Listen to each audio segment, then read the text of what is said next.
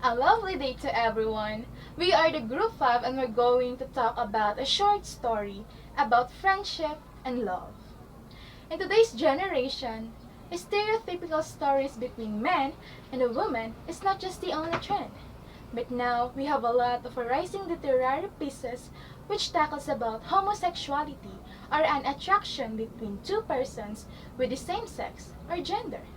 In our country, we have a lot of series, just like Gaya sa Pelikula, Hello Strangers, and the most famous one, Game Boys, that shows and tackles about homosexuality. And now, let's talk about the short story with the same theme or topic about homosexuality, written by a Filipino author named Honorio Bartolome de Dios, and his work entitled Gay Love. Benji confessed to Mike.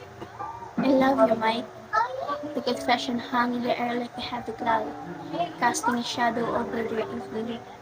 Despite the weight of his words, both men remained silent, and the unspoken tension between them was palpable. As they left the bar and headed back to Benji's apartment, the air was thick with unease, and neither dared to address the elephant in the room. As they made their way to Benji's apartment, the tension between them remained palpable. It was Mike who eventually broke the silence, cautiously broaching the subject of their upcoming trip to Baguio. Benji's responses were brief and guarded, their conversation lacking its usual warmth and ease. The evening ended with their customary parting ritual, though this time it felt hollow and devoid of its usual intimacy.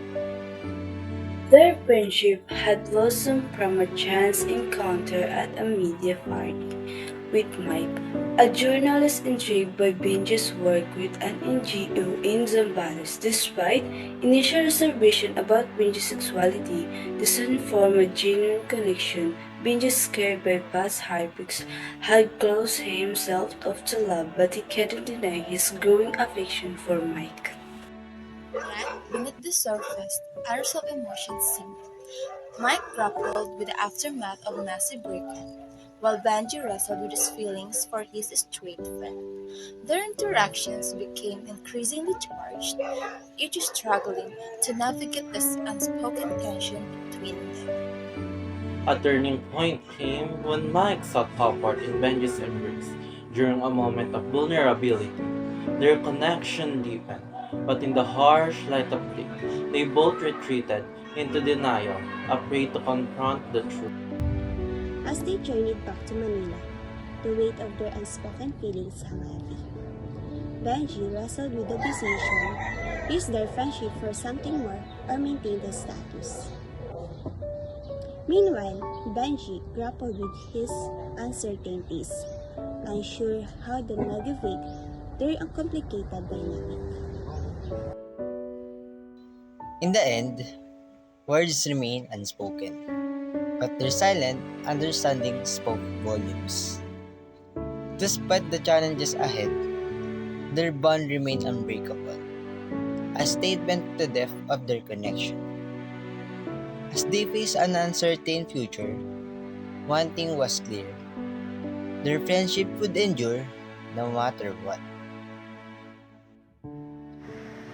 The short story is not just purely romantic and fictional, but it also tackles about the relevant issue that is rampant in our society, which is homosexuality.